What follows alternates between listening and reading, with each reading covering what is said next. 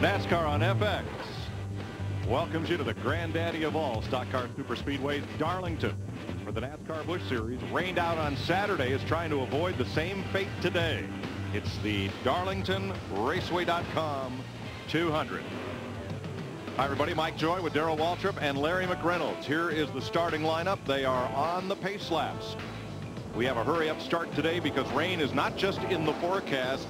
It is marching toward Darlington. And rain plagued these guys on Thursday because the way the field was set was by last year's owner points because qualifying was rained out. That's why you saw Stanton Barrett in that 60 car. Greg Biffle winning the championship last year for Jack Roush. That's the reason that car's on the pole this year. Yeah, and he did a good job at Vegas. But guess what? This ain't Vegas. Right. He's got to be mighty cautious here at the 42 cars, one short of a full field. As we get set to have one lap to go before we go green, let's check in on pit road. Matt Yoakum. Well, Mike, you would think that a lot of teams that have either a sister or corporate relationship with guys that ran the Winston Cup race yesterday have a huge advantage. But I talked to Butch Hilton, the crew chief on the 21 at Johnny Sauter. He said basically we made 3 small changes: a wedge adjustment and put spring rubbers in both rear springs. That's it. Meanwhile, their teammate Ron Hornaday, they didn't make any adjustments. Their race car is exactly how they left it when they covered it up Saturday afternoon. To Steve Burns.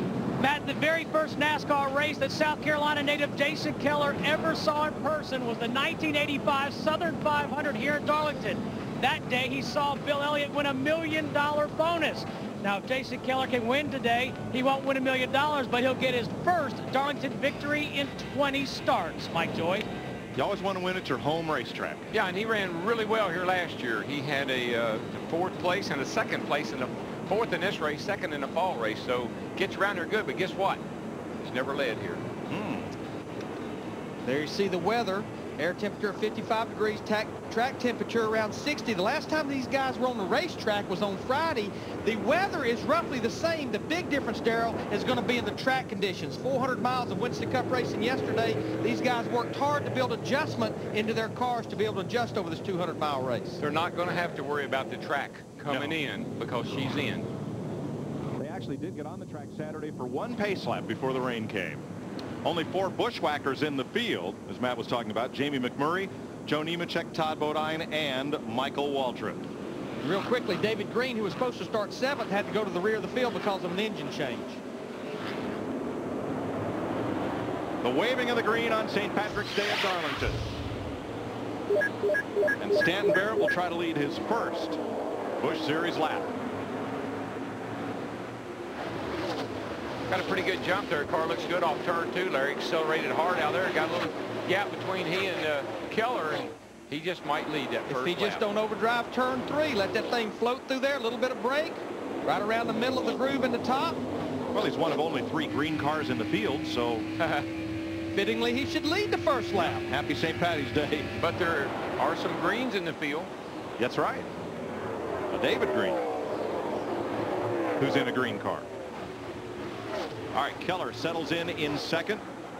Sauter in 3rd. Wimmer in 4th. Brian Vickers in 5th. Truck champ Mike Bliss, Bobby Hamilton Jr., Shane Meal, Scott Riggs, Ron Hornaday. Well, Randy LaJoy in that 7, he's on the move. He was very pleased with his car after practice on Friday. He's one of only 2 past winners of this race in the field, Randy and Michael Waltrip. Sat on the pole here, Larry. LaJoy did in 1994.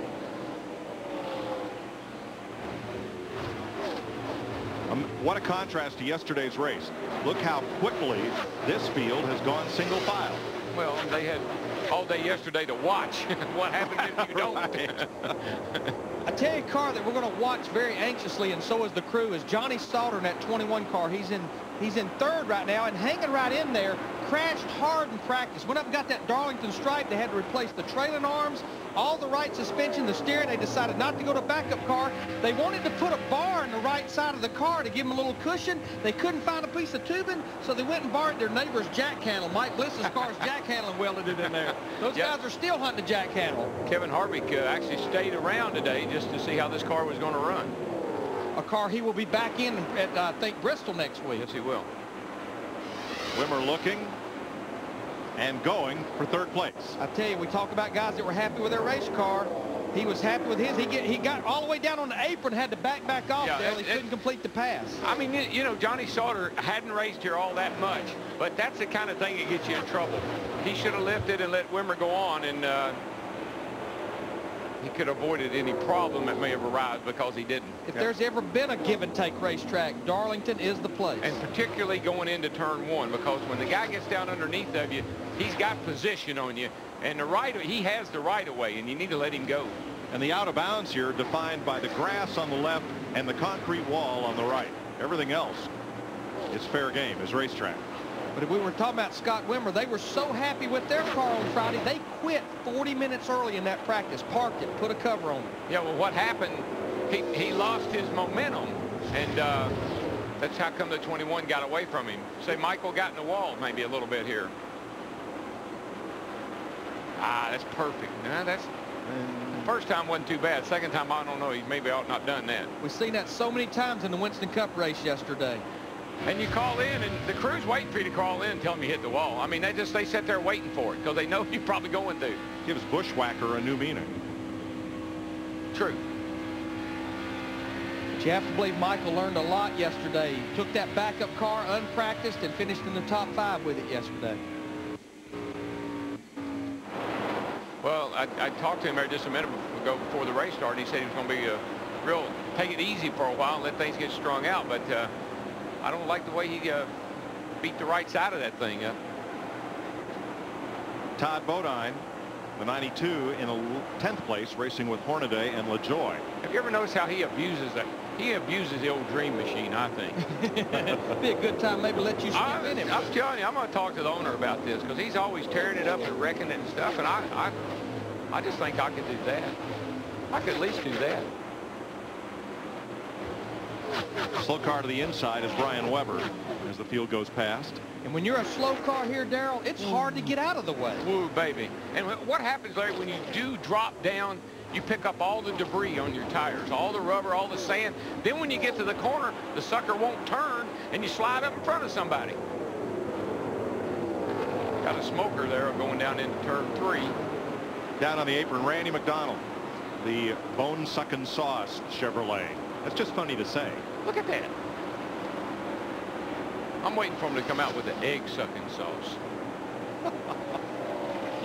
I'm going to tell you what, though, guys. I'm impressed with little old Stanton Barrett. I know we're only 10 laps into this race, but, you know, he had some big shoes to fill coming to this race. Roush Racing has won the last 3 Busch races here, and he comes here. You got to feel he was feeling a little bit of pressure. As a matter of fact, I think I'm going to have egg-sucking sauce on dwstore.com. What do you think? Why not? Sounds good to me. Put Hammond's picture on it. 13th now It'll for Jamie McMurray. McMurray's moved past Stacy Compton. Now actually moves from 13th to 12th. And as we're watching Jamie McMurray in the one car, they were scrambling just a little bit ago to find a spotter for this car because Mark Reno had went back to Florida, and they could not land here this morning because of fog. Trouble for Hermie Sadler. Toys R Us. Looks like Smokey the Bear. That is not a good sign. And he'll come to pit road. Randy LaJoie now battling Sauter. Or excuse me, battling Hornaday. Randy's been picking about a car every couple of laps off.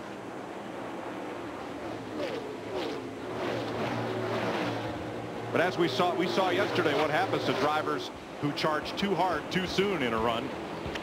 Let's see what happens here. Stanton Barrett is our leader over Jason Keller at Darlington. Johnny Sauter in 3rd, Scott Wimmer, Brian Vickers, Mike Bliss, Shane Meal, and Scott Riggs.